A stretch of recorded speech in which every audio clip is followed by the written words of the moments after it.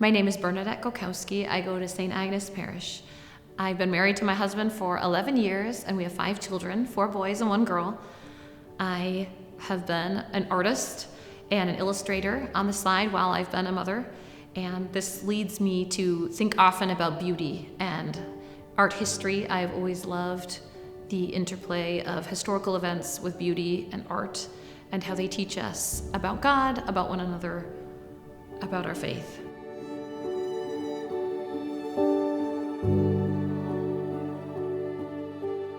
When I think of the word beauty, that calls to mind a lot of things, but specifically in regards to beauty in the church building or the church space, I think we forget the wow factor of beauty that the Catholic Church has long had. Sometimes when I'm at the Cathedral of St. Paul, I see guests come who clearly aren't Catholic, and they are taking pictures and taking selfies in front of the altar and kind of going around like they own the place. And I used to get really angry when I saw that, but now I feel satisfied because it shows me that beauty still welcomes, and it still speaks, and it still invites. So when we see the brush strokes and the chisel marks, and we see the gold leaf paintings and the beautifully made vestments, we know that we too are also called to create order and beauty and goodness in our own lives, whether that be through our family, a job well done, or through the arts,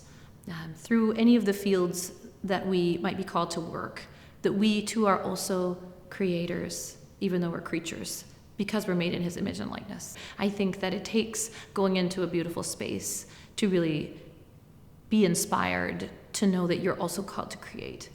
And I hope that that's what people see when they go into a beautiful church building, that they feel inspired to go out and make the world more beautiful and more ordered as well in their own lives. This summer we're doing what we call a pilgrimage summer. So we've been to the Ukrainian rite, we go to the Byzantine rite, the Maronite rite, we've gone to Mass in Polish at Holy Cross, we want to go to Mass in French, to visit all these different parishes with a different heritage, because we want our kids to experience the fullness of the beauty of the Catholic Church, which is actually very diverse, and we want them to even feel a bit like the outsider, and to not really know all the parts of the liturgy, and to actually feel what it's like to not know what everything is, and to be surprised by the beauty of other cultures, so that later, if they see someone in their parish church when they're grown that doesn't know what the Mass is or how to participate, that they would have greater empathy for them and welcome them in more easily. As a parent, it's really easy to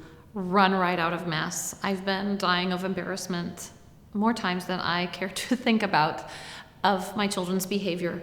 However, I note my husband, actually, when we visit a new church, I'm often like, okay, Mass is done, and I'll walk out of the door, and I'm like, where did my family go? And I'll look back, and there's my husband walking around to each window with all my children, each statue, lighting the candle, saying the prayer, and I'm so grateful to him for taking full advantage of the church. Catholic churches were meant to be for those who could not read, for the illiterate. They were meant to be like books that could be interpreted and understood even without the written word. There are saints to discover, there's stories to be told, there's symbols to be talked about and guessed about. We have all this right at our fingertips, and it's actually not just for us as adults, but can be so accessible to children. And I have truly found that within my own family. I think the Holy Spirit has different ways for every family. There are as many ways to live out the gospel as there are families. But it's great to ask the Holy Spirit, show me how to lean into the goodness of the beauty of the Catholic Church. Maybe that's visiting a new church that you've been curious about. Maybe it's going back to the church where you were baptized and sharing that with your children. Maybe it's going to a special church for a special feast day that matches. There could be so many different ways that the Lord has longing plans for you to experience the fullness of the beauty of the Catholic faith with your family. And it's exciting to think that there's a message and a plan for you and your family to experience the richness of the Catholic faith that's not for anybody else. So when in doubt, you pray a simple prayer to the Holy Spirit. Help us seek and you shall find. And you might find something very unique for yourself within the history of the Catholic faith.